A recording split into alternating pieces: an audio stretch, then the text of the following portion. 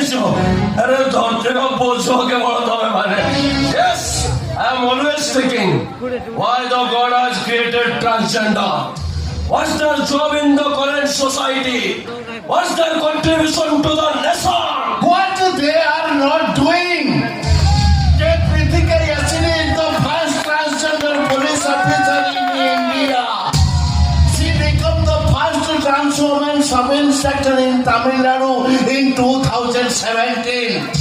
After fighting a legal battle in the Madras High Court, she has publicly expressed an ambition to clear the higher service services, eventually become an IPS officer. Working in Odisha Financial Services of India.